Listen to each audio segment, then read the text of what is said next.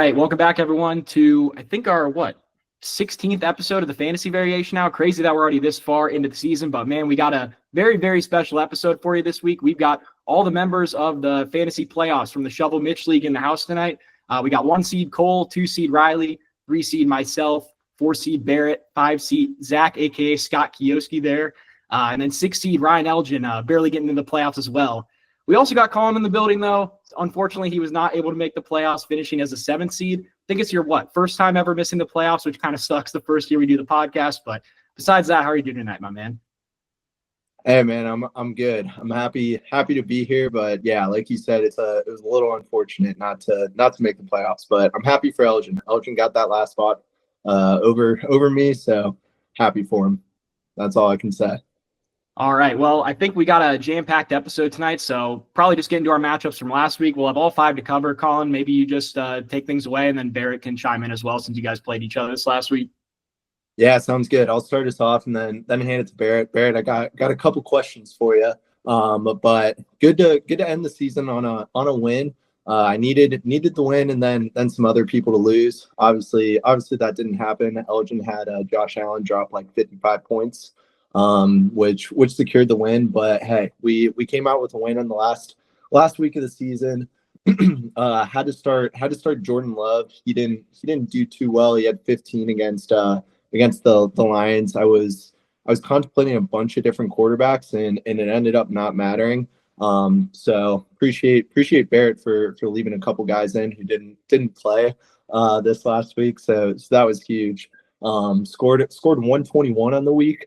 That might be in the top 5 scores for me this year. Was not a good year, but overall got the win. So I'll let Barrett talk a little bit about his team, and then Barrett, I got a couple questions for you on this past matchup. So starting off, I guess, so coming into this week, I didn't really see too much of a need to get a win, other than maybe screwing Colin out of the playoffs. I guess the 3 seed was up for taking, but I'm pretty sure Tommy had more points for than I did. So regardless, he would have got the 3 seed if I won. I kind of got screwed at 5 buys, 4 of them being starters in my team this week. Plus Alexander Madison as the backup running back also being out for the week. So I got a good pickup with Isaiah Davis this week for the Jets, put up some decent points. Will Levis kind of shit the bed against the Jags. So that cost me in the 1 o'clock games along with A.J. Brown. And then I was traveling on a flight and did not see that McConkey was out. Should have taken hindsight 2020 and changed him before the 1 o'clock games, and I did not. Resulted in a 0, which probably could have cost me the win right there if I had someone else playing like Ray McLeod or someone. But overall, I think the team's in a good spot heading in the next week for a first-round matchup. Yeah, congrats on your playoff berth. I was going to say, you mentioned Madison, and I picked up both the Raiders running backs, so you couldn't have them. Then you picked up the backup, Braylon Allen, who I was starting because Breece Hall was out, and yet Isaiah Davis, that's his name, still gets in the end zone, and I was so pissed. But the question around the league is, what's up with the Jerry Jeudy dropping the week? So waking up Sunday morning, I checked the lineup. Obviously saw that Pickens was out. Obviously, I knew that Jonathan Taylor was out, and I saw that Madison was officially rolled out. So I was like, Dean texted me and was like, pick up someone, and I completely forgot. I was like, all right, I'll pick someone up. And I went down the list. I should have probably dropped McLeod in hindsight. Didn't realize that Judy's been tearing it up the last 4 weeks because, who pays attention to the Browns offense? And, who cares about the Browns? So, and honestly, with my wide receivers being as deep as they are, it's not too much of a hit for me. But now, I think Riley picked them up. So, obviously, someone in the playoffs getting them is kind of tough. And I think he beat me by, $3 of the fab money, which is also tough. But yeah, that was just a huge blunder on my part, and no collusion, nothing fishy, just me being a straight up idiot. I'll take your word for it on no collusion. Seems a little sketchy, but we'll see there. Well, congrats on the playoff berth.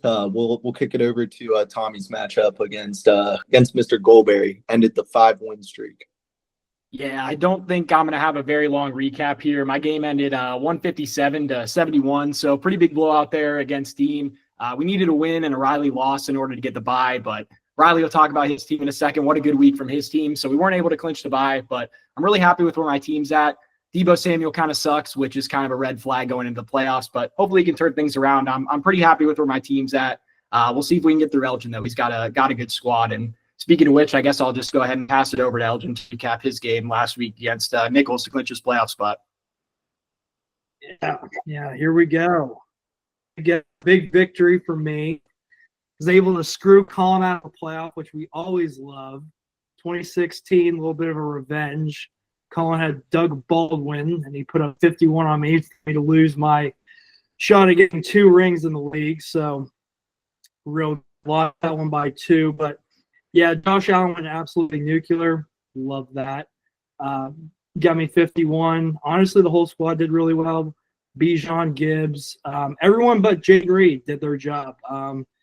Jaden Reed, you were going to be on the bench for quite a while after that performance. After all the shit you were talking, it was pretty bad. Not going to lie, don't love my chances this week, but you know what? The victory came just getting into the playoffs this year. Had a sketchy bit of drafting from me going up against the clock. I know Tommy will get into that later, but overall, good win. Always happy to beat Colin, and even though it wasn't directly, but Colin's out of the playoffs, so we're always happy with that. Yeah, I was very sad. Very sad. Good win though. Good win. He's let me hear about it too. Yeah, Dude, I I can't believe he's not in the playoffs. I still cannot believe it. What, me? Yeah, you. I mean, you like every year. I feel like you're always first or second, and to miss the playoffs, I saw your name Reese's Puffs at 7. I'm like, sweet tapioca. Yeah, man. No comment there. It was a tough year. I've talked about it with Tommy on a couple episodes. We've done love hates. And we've had love hates in my actual matchup, and he's taken like Jameson Williams a couple times, and I've left him on my bench. There's been 2 weeks where if I took Tommy's start sit, I would have won those matchups. So that Hey, he knows his lines. Yeah, sure does. We're happy you're stubborn. We're happy to be here. Love to hear it. Well, Yeah, Elgin. Congrats on it, Elg. Elgin, let's get into it real quick, man. A guy that I've been hating on all year, Michael Pittman, your 3rd-round pick, one of my big hates from the beginning of the year. Thoughts on that pick, maybe, and any chance we see him in the lineup against me this week, going against his big rival in my team? I hated the pick when I made it. I don't know why it was up against the clock, so I don't know what else to say other than, just kind of panicked, and maybe in the back of my head, I thought AR was going to do something. Colin had been talking about AR, and I thought the drag routes were coming. Clearly they were not. He's had a few good weeks, but he's going to be staying on the bench right there next to Jaden Reed. We're going to be rolling Jennings out this week, Brian Thomas, and Mevins. Hoping the boys can bring it.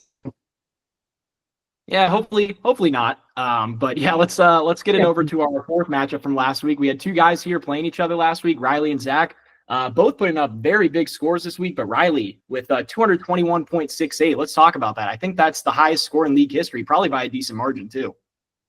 Yeah, it was definitely a statement game for me. I was spiraling out of control after losing to Dean halfway through the year. Came back, beat Ron, obviously, but then I think I dropped 3 straight. So was at risk of losing the bye spot against you, Tommy. And, I sat the boys down. I kind of had a nice long discussion. Charbonnet was on the block a little bit. I know me and you were talking back and forth about potentially trading the handcuff going into the playoffs, but the wheel took me this far, and I'm going to stick with my guys through and through at the end of the day. And, it paid off.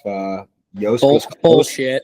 No cigar, Yosk. So, I'll let you take it if you want to keep out.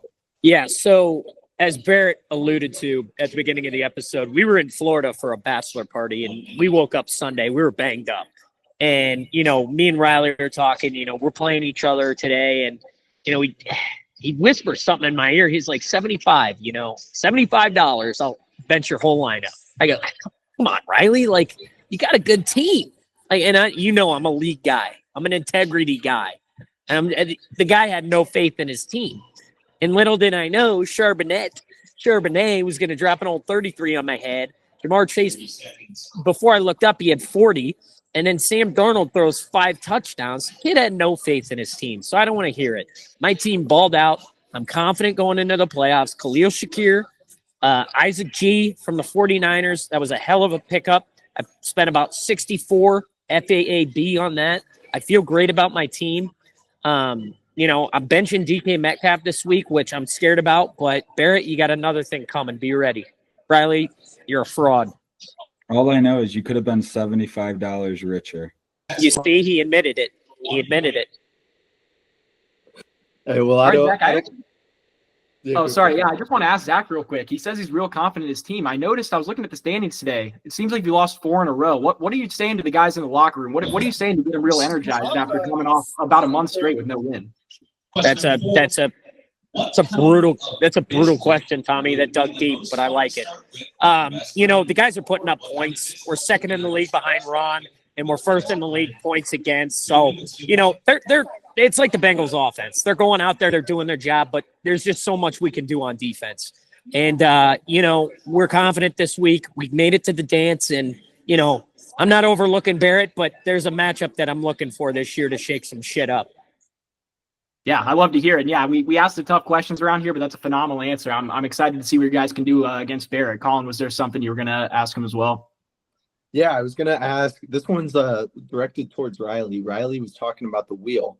And I wanted to mention, over the course of the year, like while we've been doing this podcast, me and Tommy have been getting a lot of fan mail. Well, about 90% of these these mail-in letters have asked about the wheel, and they're like, "Is the wheel real?" Nobody knows. Nobody knows what it is. Is it real? Riley, do you use it on a daily basis? Fill us in on that. Yeah, the wheel's definitely real.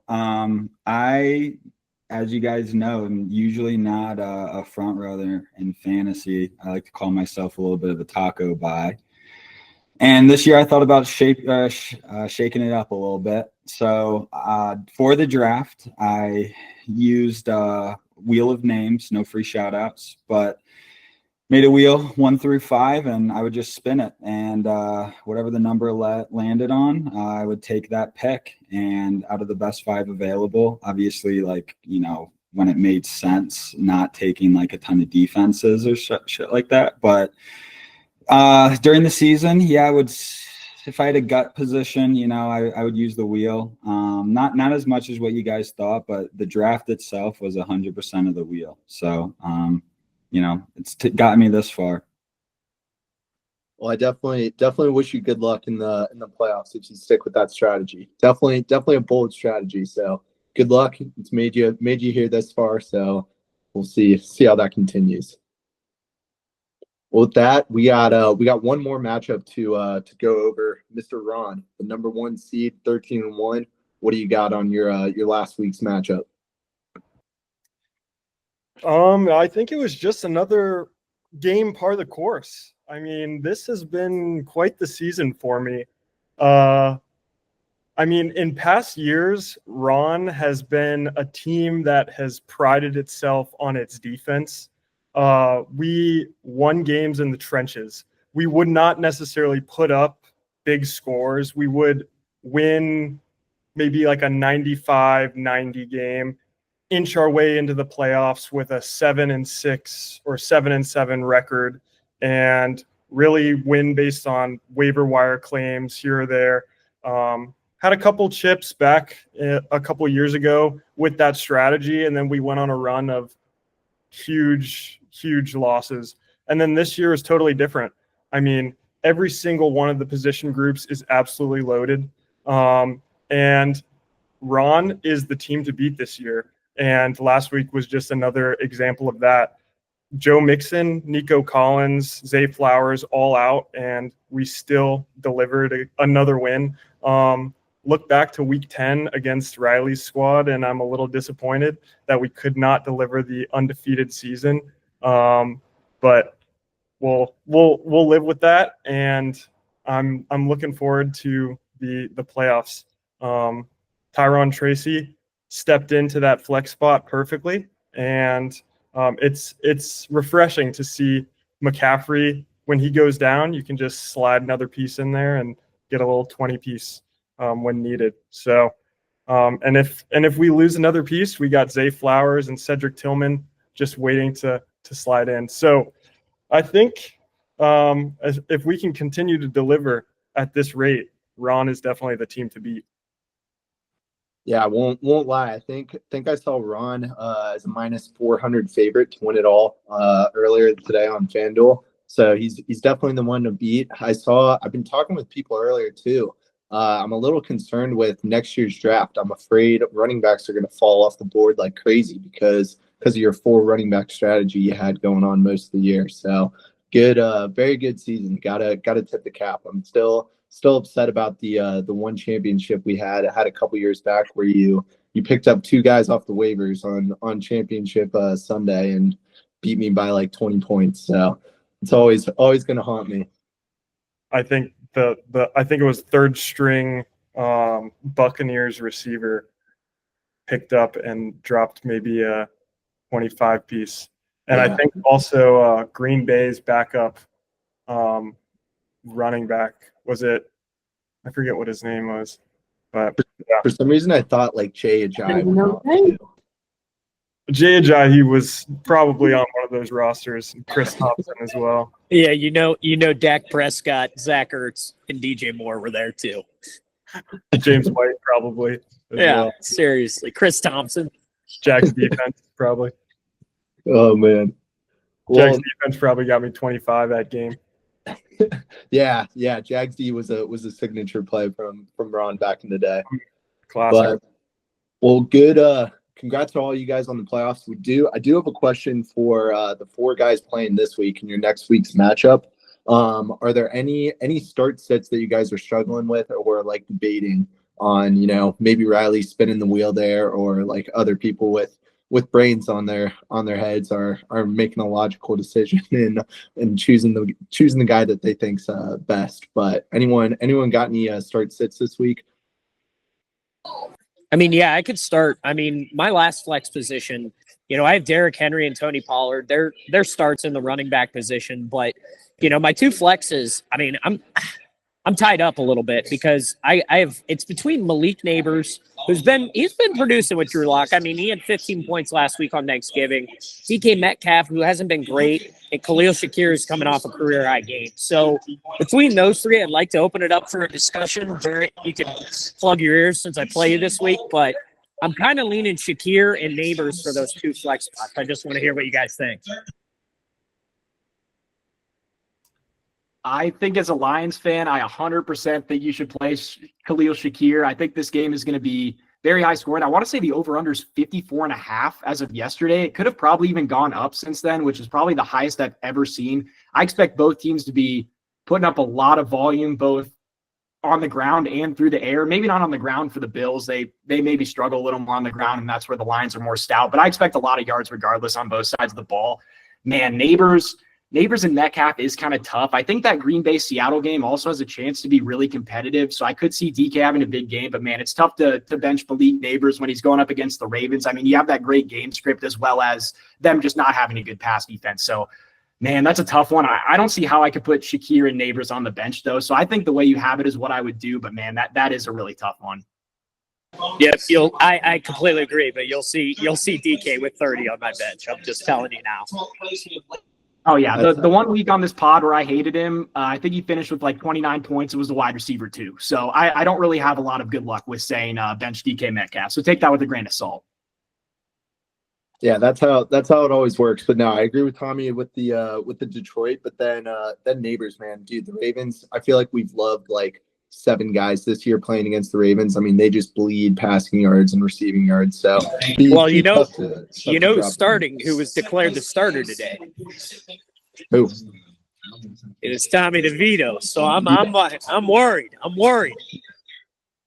I like it.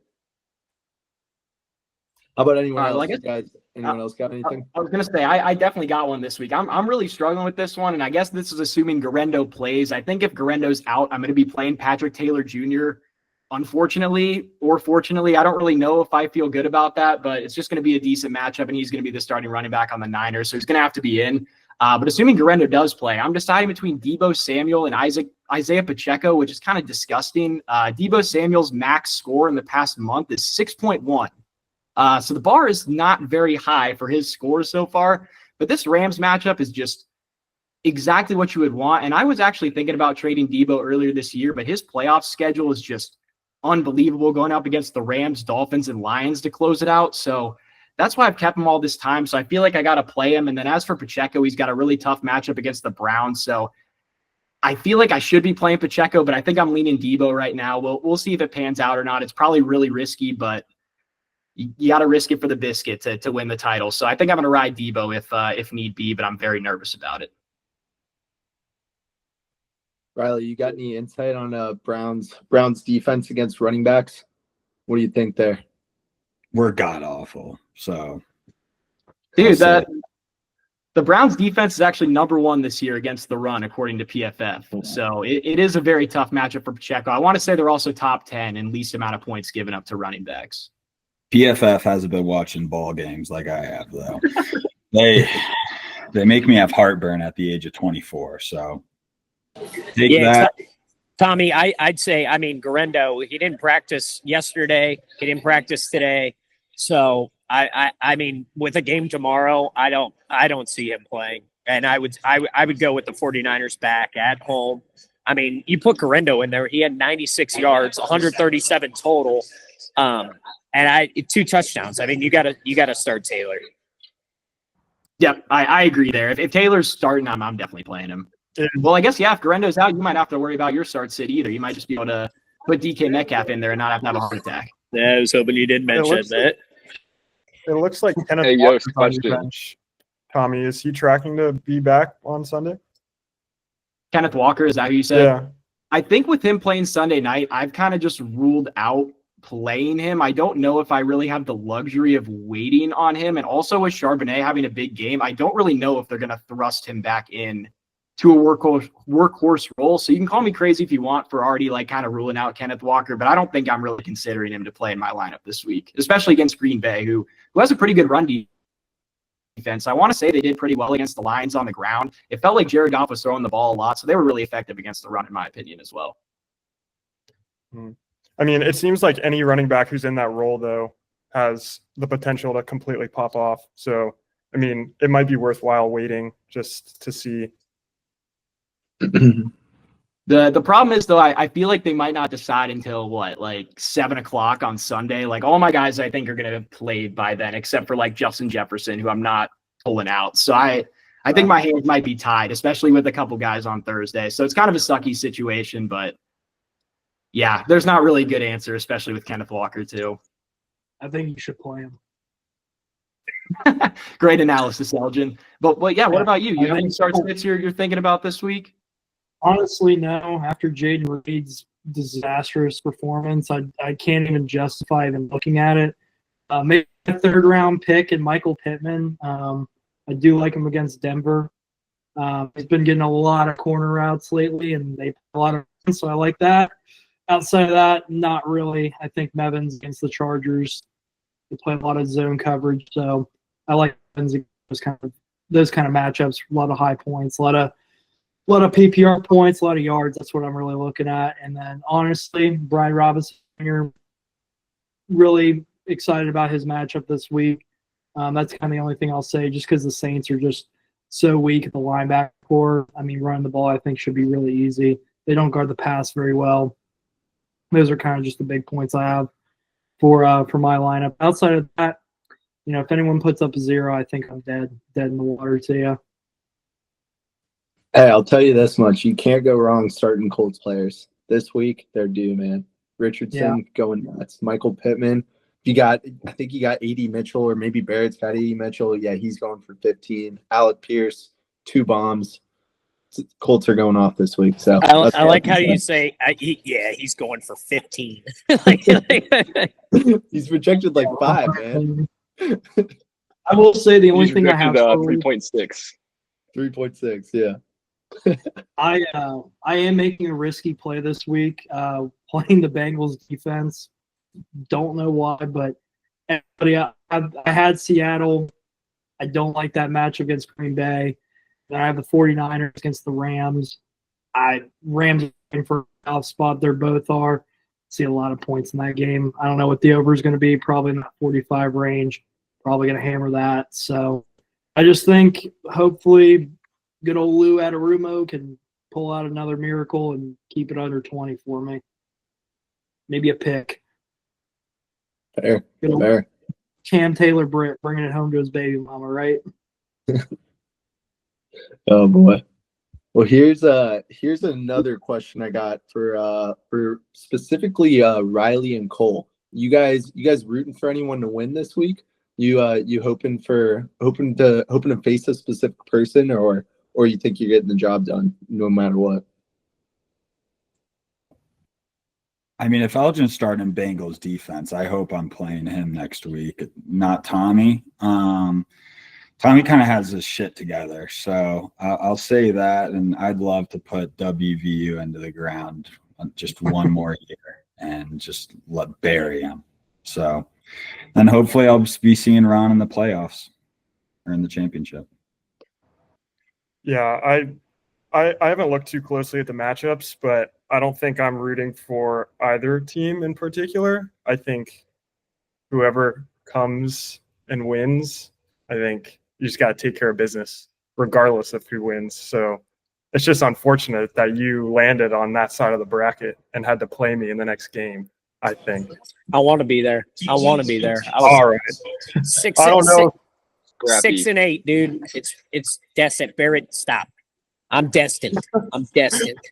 Destiny. Yeah, I got some stats to prove for my playoff dominance here. I think though, if I go 13-1 and blow it in the playoffs, that will be a bigger disappointment than anything else. So it's kind of this is the year for real. Certainly like your chances there. One other question I got for everybody in the playoffs. Is there a specific person on your team that you're kind of leaning on that you think is maybe your like biggest make or break in order to make a championship run? Gibbs. Tommy will agree with that one.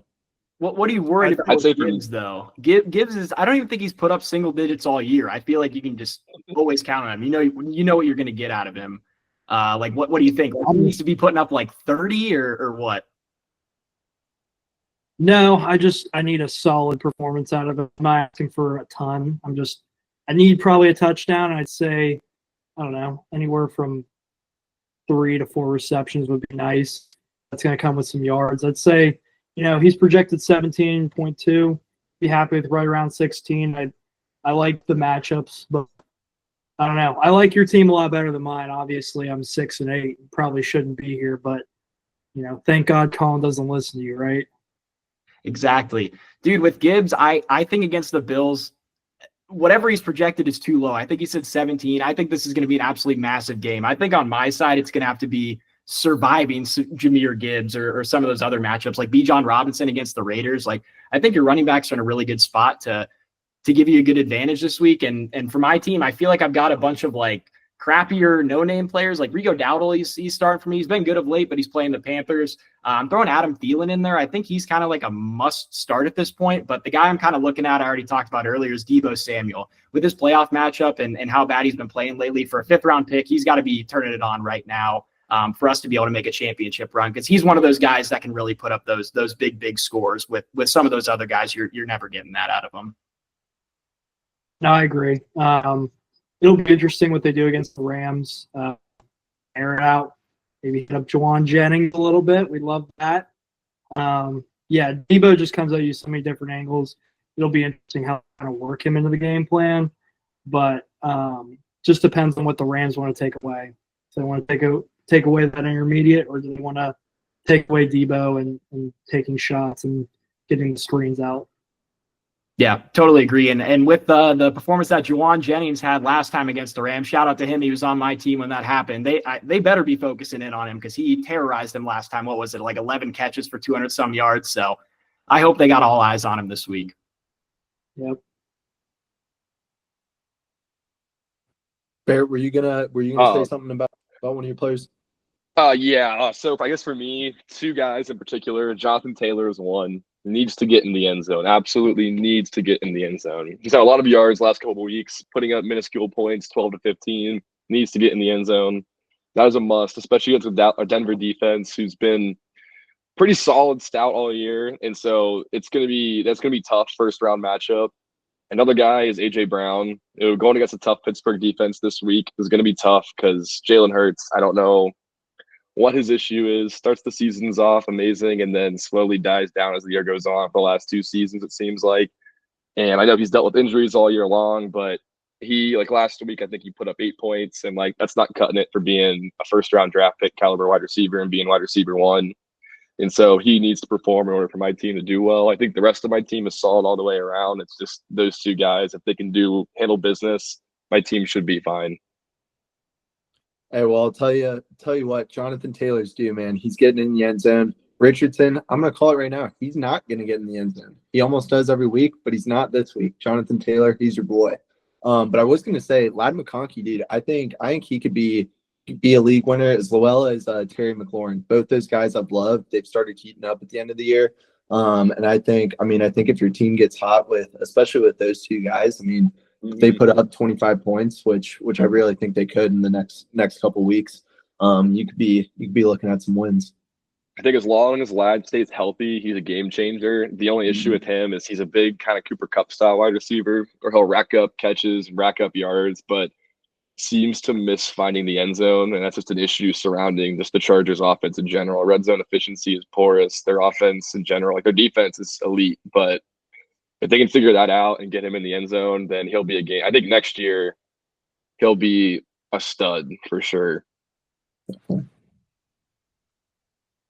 right. Well, how about you, Riley?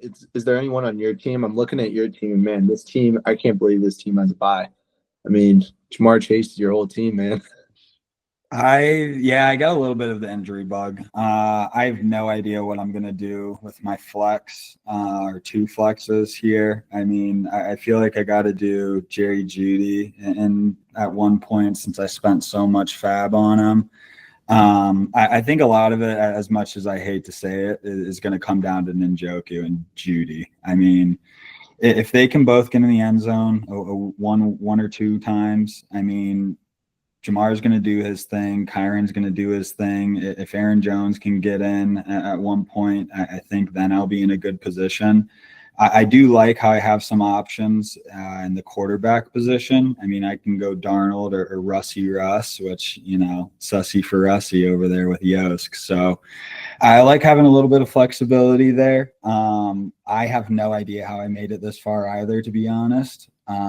So I'm just going to trust my gut and the wheel and see what happens there. But I think if Njoku can, pull it out of his ass, will be decent. I'm not one to root for injuries, but if Kenneth Walker does go down, Charbonnet takes over, that would suck. I can't really say anything else about it. I would hate to see Kenneth go down, but Charbonnet might clean up. So we'll see. Never know. Yeah, man. With Jamar Chase, though, he could go off for 40 any week very easily. But I was looking at it. It's unfortunate that you and Barrett are on the opposite sides of the bracket. I think if you guys played, like if Barrett was able to win round 2 or round 1 and you guys played, I think Jeudy was an automatic for like 45 points. So good pickup there. Still don't know what Barrett was doing, but we already covered that one. After the Alvin Kamara situation, last time I got my ring, I understand how you guys might think there is some funny business going on. We were at the same location when the drop did happen, but Yosk was a witness, and no money was exchanged. The worst you part about it called was, out how you offered him money. Sorry. The worst part about it was I told him, I was like, I got $67 of fab. I guarantee no one's got $67 left. Riley just stayed quiet the entire time. He dropped 70 on it and put his entire balance on it. So I should have stayed quiet. I had 90 to end the year, and I saw you drop them, so I did one more than your total. Oh, man. Part of the deal. The art of the book. What's funny is Tommy and Carl both talking about that. We were sitting there watching football today at my place, and we were just kind of laughing that we knew what Riley was going to do, was go one more than Barrett. But I just think it's kind of funny. Riley, be real good if you had someone like Josh Allen, possibly. Ooh. Hey, That's I like Russie. I like Russie. Yeah. Well, I got one more question for the group on my end. Is there anyone besides yourself or maybe Ron that you think is a big threat to win it all this year?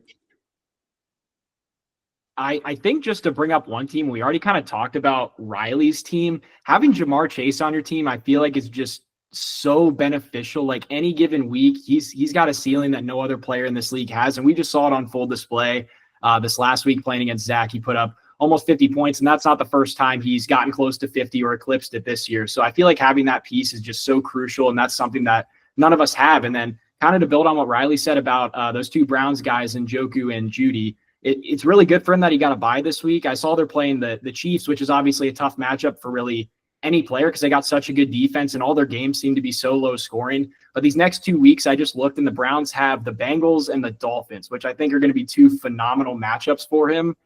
So I think like kind of those two like iffy players he has having great matchups coupled with just having Jamar Chase, I think he's a real threat to win the league, especially with having a bye as well. So I think he's in a really good spot to do so. And he's on the other side from Ron, so that's always helpful as well.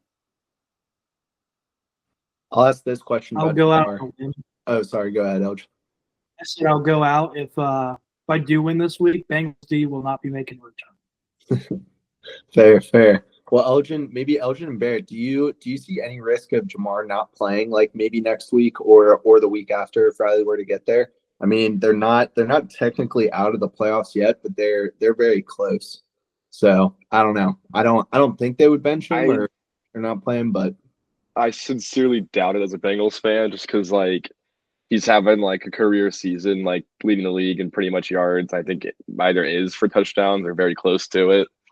And so, like, I think there's no reason to, like, especially with a contract year where he's going to need that, or if the Bengals don't extend him, then he's going to command the top dollar from any other team in the entire league. So I sincerely doubt that he's going to sit, but you never know. You never know. True. Good point. I will say, I mean, the guy's a baller. He scored a touchdown with a minute left to go last week because he said he just wanted the touchdown. I don't think he would let them sit. And if he did, or if they asked him to sit, I think he'd spit in their face because that's a Bengals move. It's just a shit franchise. So Browns fans saying that, by the way. Spoken like a true Browns fan. Ownership's really bad. Obviously, T's not coming back next year. Honestly, I'll say I think there'd be like a 30% chance maybe he doesn't play. I know he's trying to get that contract signed and everything. I wouldn't be surprised. I know they said they're not going to talk about it during the season.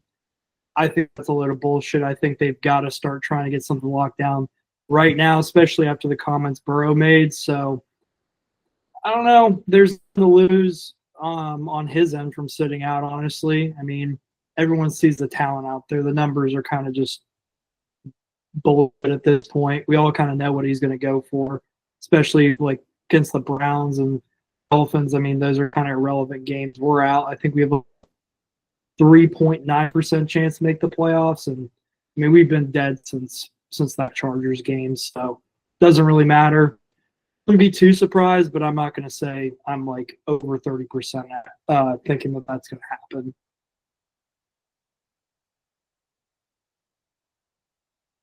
Yeah, well, I will say this. I was looking at Barrett's team. Loki, I think he's got a chance. I mean, it's unfortunate. I mean, obviously Zach's already given me looks.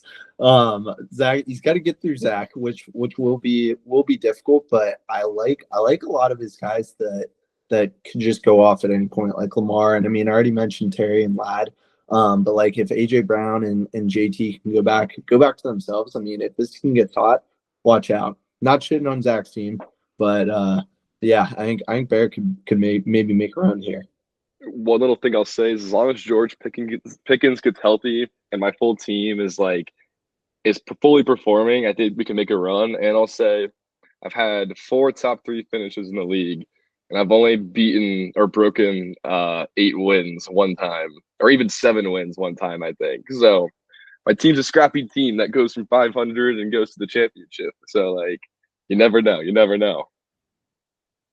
Yeah, I think Barrett's a good shout, Colin. I really liked the Collins for Taylor move for you, Barrett, because you had such like a plethora of wide receivers. I feel like that made your team a lot more well-rounded, even if Nico Collins might be the better fantasy player. So shout out Ron for obviously making another good move to upgrade his team. But I thought that was a good win-win for both of you. And I don't want to not shout out Zach's team. I think his team is really solid too. Like he said, he's got the second most points scored on the year. And then Isaac Garendo, I mean, if he's healthy, whether it's this week or next week, assuming Zach wins and he comes back, that's definitely the pickup of the year. So that's always a huge piece to have. Just having the best waiver pickup maybe besides Jerry Jeudy, he's probably up there as well. Yes, any comment there? When I'm on this show in 3 weeks, when I beat Ron and I win this chip and get my first title, I'm going to go back to Fuller because he's always had me. He's always number one Ironheads backer, but I'm going to remember this. This is bulletin board material. And we're going to practice hard this week, and we're going to come out and beat Barrett. And yeah, we got a tough test ahead. It's Soviets against the U.S., but you know who won that battle. Wait, you don't have a ring? Yeah, Riley, I didn't exploit Barrett. Sorry, Barrett. Oh, yeah, I forgot. Who does have a ring in here? I was just curious. The king has been crowned. Oh, wait, Barrett and Yost don't have a ring? That's crazy. All right, I was just I wondering. got 2 runner-up banners hanging up in my bedroom. Yeah, powerhouse in the playoffs over there. First loser. Hey, nothing is wrong with runner up. You're still making money, man. Money's money. Absolutely. Absolutely. Well, I got no further questions from my end. Tommy, do you have any other questions, or does anybody else want to talk about anything? I was going to say that's all I got on my end. If anyone else has anything they want to bring up or any shout outs they got, feel free to say them. But definitely thanks for coming on, guys. I feel like this was a super fun episode. I'm super excited for the playoffs this year. I feel like we got a lot of teams. Obviously, Ron's the front runner, but we got a lot of teams that are scrappy. We got a lot of teams that I feel like look pretty good on paper and could give him a good run for his money, even though combined we can only beat him one time. So yeah, thanks guys for coming on. Let's see who can win this thing. May the best man win. Good luck, fellas. Yeah, Appreciate it, guys. appreciate it. Good luck, everyone. Appreciate it. Appreciate it, fellas. Good luck. All right, let's move into our recaps. No, that was fun. Appreciate all the boys joining on. It'll certainly be a fun playoffs, which I could be a part of it, but came up a little bit short. Yeah, I know. Unfortunate. You've had what is it, 10 years in a row that you made the playoffs? I want to say this is our 11th year of the league. So still something to be proud of there. Still got plenty of banners hanging up in your bedroom, kind of like Barrett said. So yeah, next year you'll be back and ready to get at him. I feel like you weren't super happy this year after the draft, so maybe it wasn't super unexpected this year. You went very running back light, which is not like you. Yep. So Yep, I agree. We're going to be taking a look at that draft recap for the next few months and coming up with a strategy next year. But we'll be back. Not a doubt. All right. Well, let's go into our recaps last week. You mind if I go first real quick? nah, take it away. I think so. So I loved Tank Bigsby. I want to say he was around 30. I could be wrong there, but he finished at RB20. Tom, do you know if I'm way off there? It was 33. Sorry, I was the one that took it off earlier. No worries. Yeah, so that was a win. I mean, he only scored 13.2 points, which is not that great, but said I loved him over 30. So we'll take that one. Then we hated Puka Nacua at 2. Well, he still finished at number 2, but he dropped 41.8 fantasy points. So that was a horrible read on my end. And then another bad read, but it still paid off. I mean, I said I hated Brock Purdy either at 6 or 8, and he finished at QB 7. During I think like the second quarter, he had like 15 fantasy points or something nuts. And I was joking with Tommy. I was like, yeah, this was a horrible take. Should never have gone away from only Love. So the 2 8s didn't really do too well there. Definitely didn't do too well there, but got one love that was correct. So we'll take that. Yeah, dude, I have a couple comments actually on yours for Tank Bigsby. I'm just so shocked at how little Travis Etienne is getting used these days. I want to say he had 4 carries last game. And do you know how many Bigsby had? I mean, I'm sure it was in the teens. Yeah, I can tell you right now, he had a total of 18 carries and only 55 yards. So he wasn't that efficient either. But I know to your point, ETN did have like 4 or 5 receptions, and Bigsby only had 2 targets, so he had 1 catch. But ETN was definitely the passing back. But yeah, I agree with you there. Yeah, dude, it's unbelievable to see what's happened with him. I mean, I was already talking about Deebo Samuel earlier as being such like a big bust. I mean, ETN's been awful. Like, I don't even know how many games he's had where he's hit his projection like all year. I'm pulling up Nichols' team now to look at him. Oh my gosh, yeah, he hasn't scored over 15 all year. Yep. So, I mean, for a second round pick, that is absolutely brutal. I mean, shout out to Nichols. He did have some good picks that he kind of proved us wrong about a little bit. Like DeAndre Swift's had a good year. Jackson Smith and Jigba especially has had a fantastic year. But man, when you draft ETN in the second round, it's definitely going to be an anchor to your team. Absolutely. And I'm glad we talked about that too, because I think it was maybe when Nichols was on, or maybe one of our first episodes, I was totally debating between Marvin and ETN.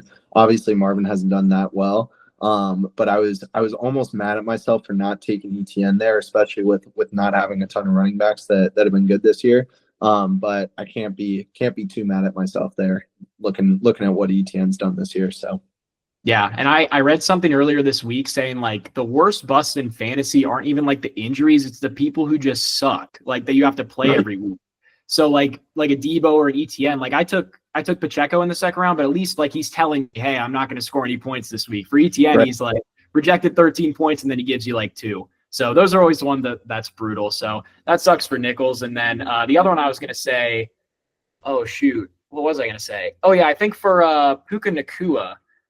Man, I had something that I was going to say about him, and now I cannot remember. Oh, well, that's all right. Oh, yeah, it was shout out Jamar Chase, I guess, for beating him out, because he was the wide receiver one until Monday night. That's what it was. And then Jamar ended up beating him, so he ended up as the wide receiver too. So saved you a little bit there, so it didn't look as bad with the 2 instead of the 1. But, yeah, I know. I hated DK Metcalf, like I said earlier, and then he finishes the wide receiver too. So tough break there. I appreciate that, but yeah, it does not look good no matter what. Dropping 41 points, that was a horrible read there. But it's all right. No more hates from me. Yeah.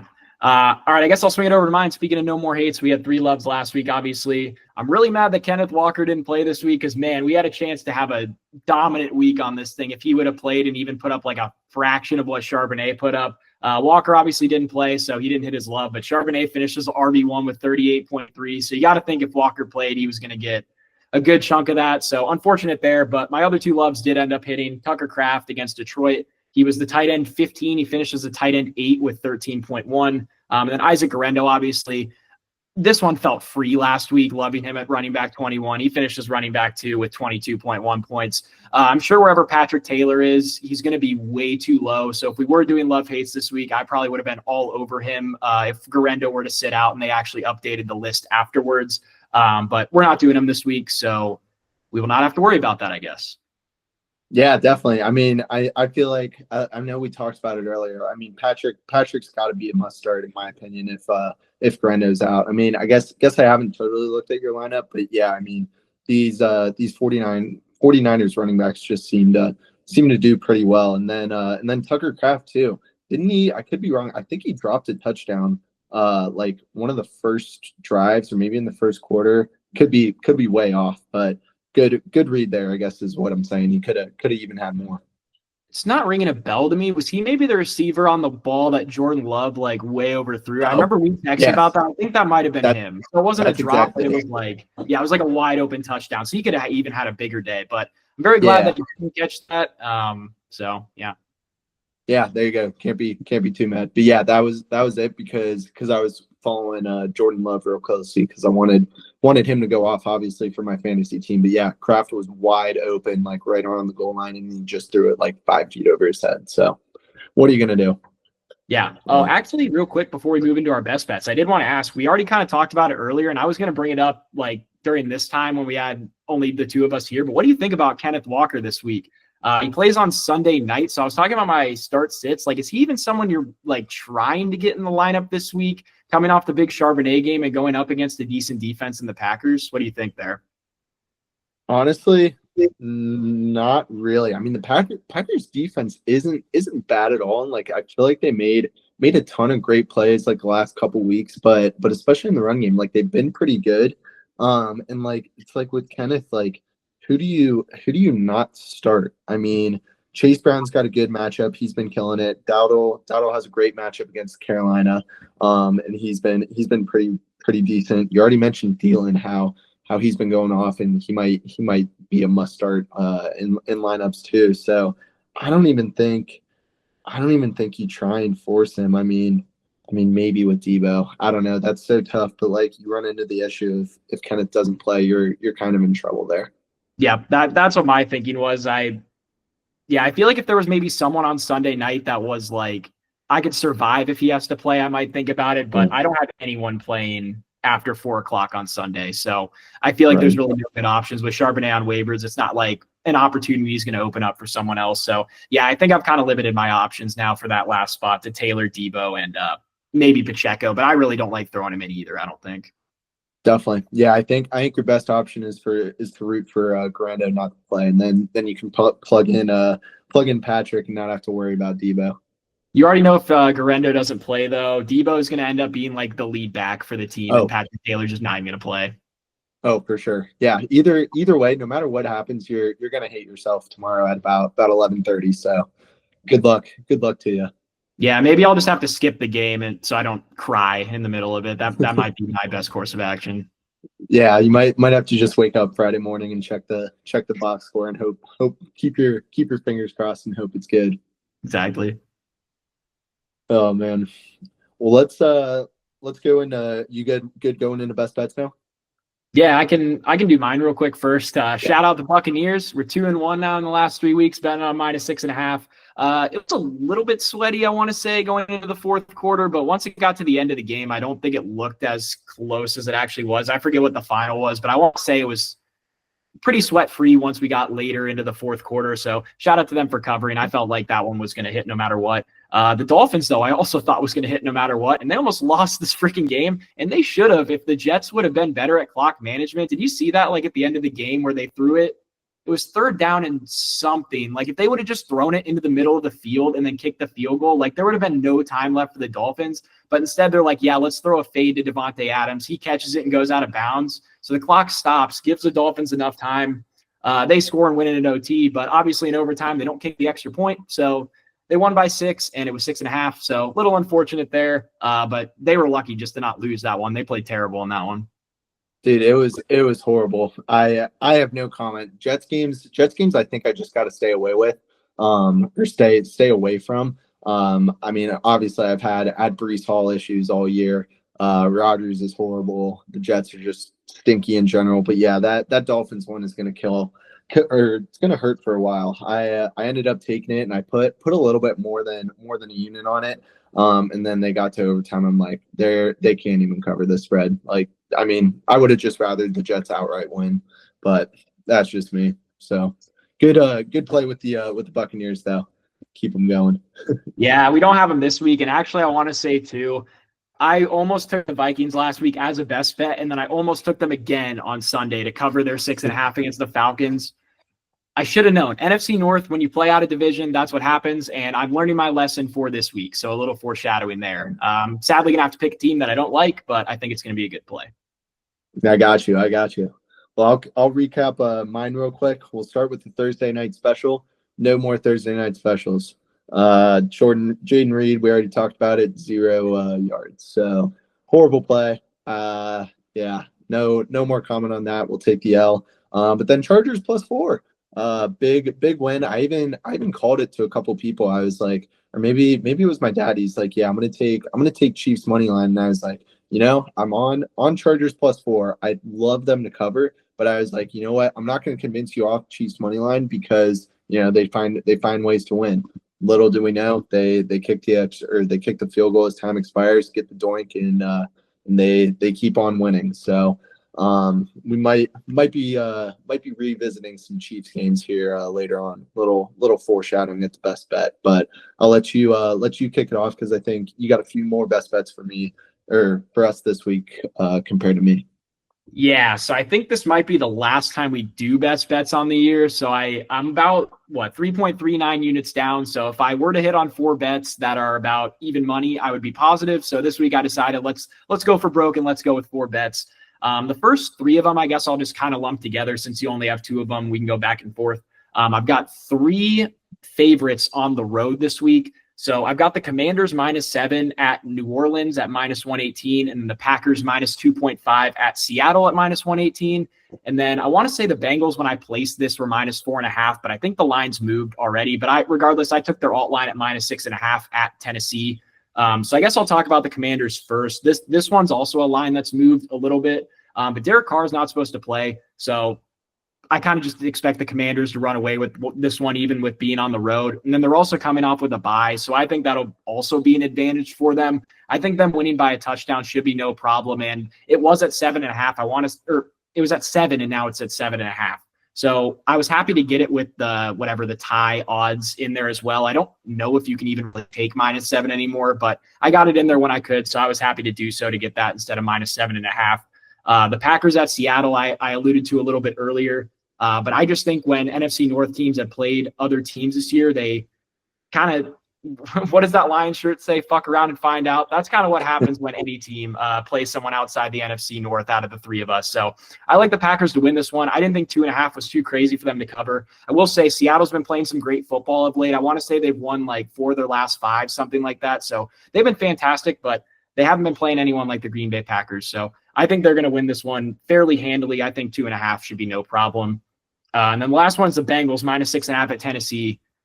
I feel like there's not much more to say. Tennessee's awful, and Cincinnati's offense is so good, dude. If their defense can't stop them, just sell the franchise. I don't know what to tell you. So I like all 3 of those teams on the road this week to cover. I feel like it's a little risky taking all these road teams since there definitely is something to teams playing better at home when you have the fans behind you. But we're gonna put all our money on the road teams and see what they can do this week.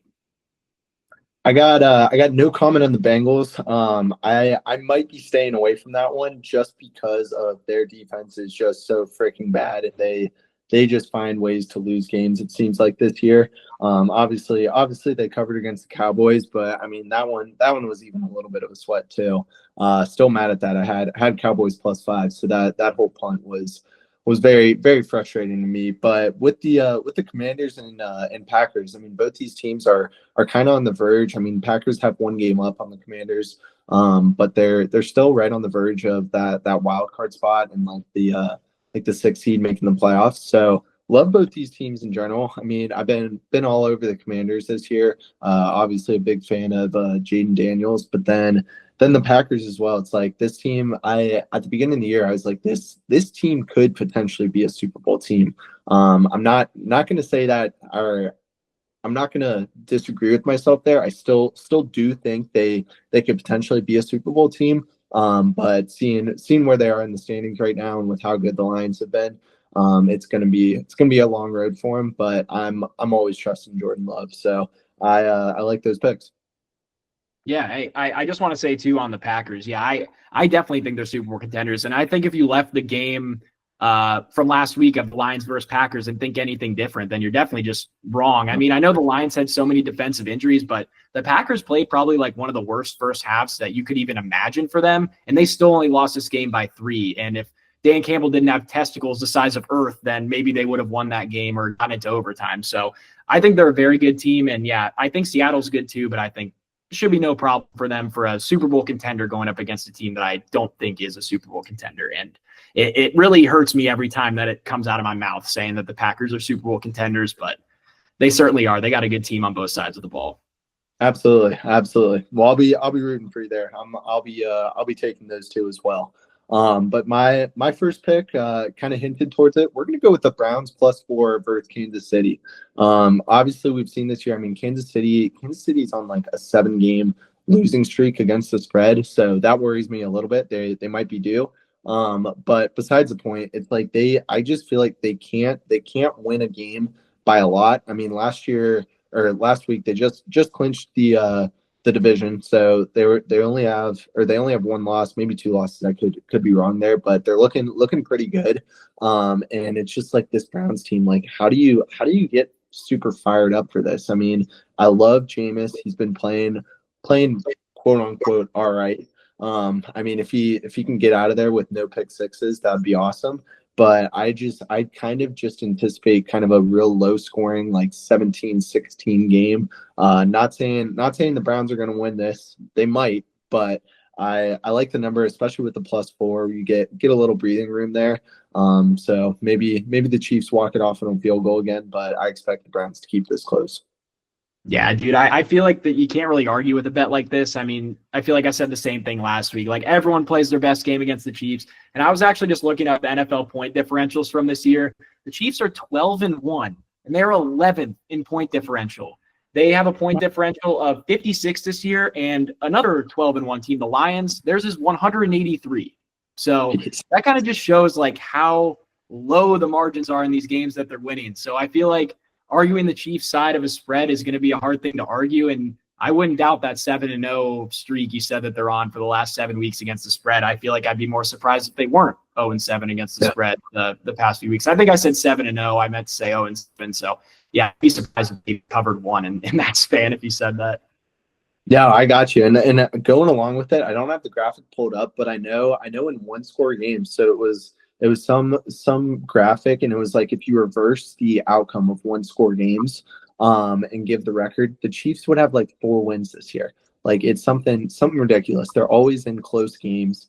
And I just don't think they cover this +4. So we'll see. Big Jameis Winston fans here. Wish Riley was still on the call. Go Browns, baby. Go Browns. As he would say, let's eat a dub. There we go.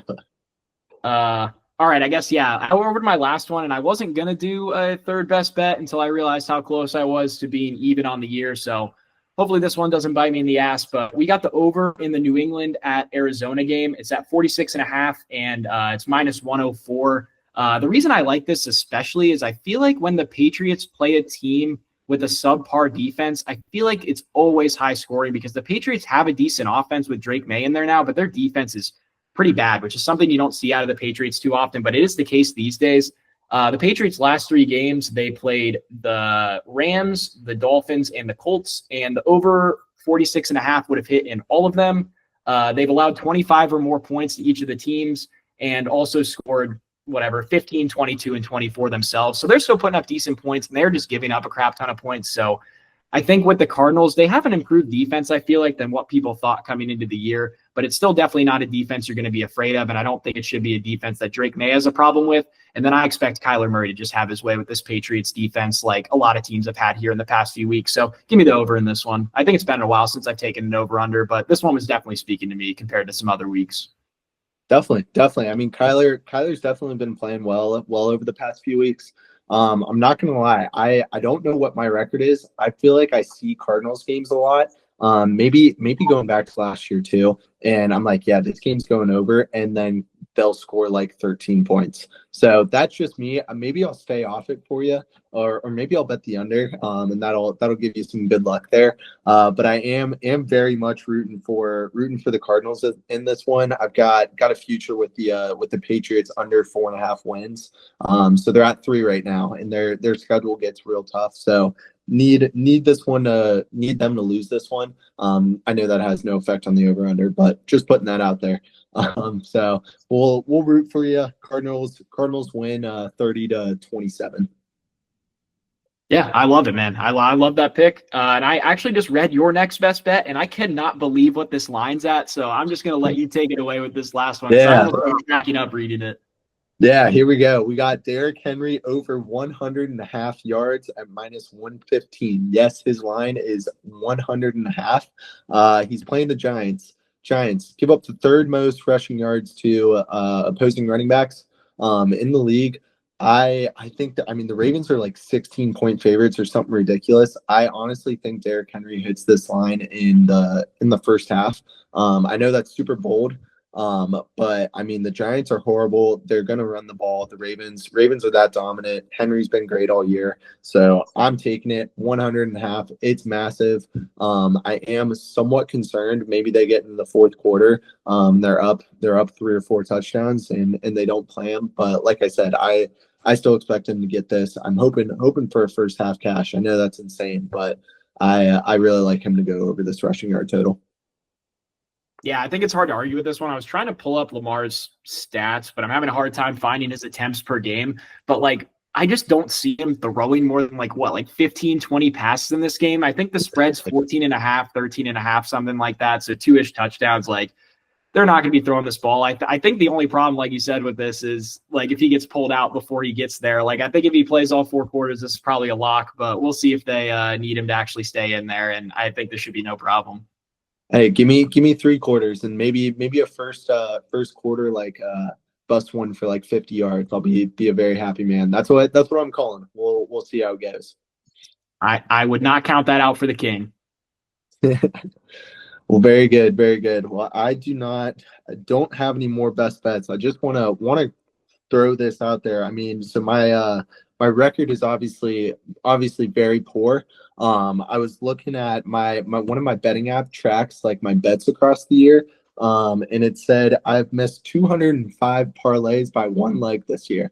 So that's how my week or my year has been going, especially giving picks on this podcast. I feel like I do a lot of like 2-leggers, like the Thursday night special last week, and Jaden Reed puts up a 0. So that's how my betting's been going this year. I thought that was really funny how they showed me that. So just a random stat.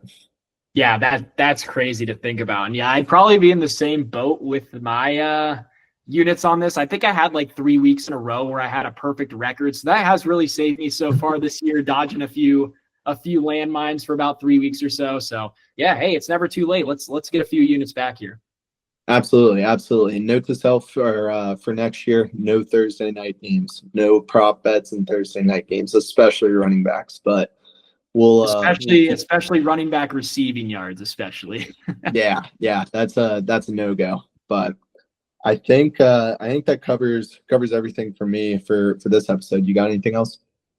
Nothing else. Shout out to the boys. Awesome episode. Thanks for coming on again. Yeah, absolutely. Shout out to everybody in the league who's in the playoffs, and shout out to the other guys who didn't make the playoffs. They all had great seasons. You know, we can't always make the playoffs, but thanks for the boys for coming on next week. I think we're gonna do 1, maybe 2 more episodes this year, but next week may likely be our last episode. So we'll kind of give a recap, and we'll come back hopefully with the Tommy win in the playoffs. So we'll see everybody next week.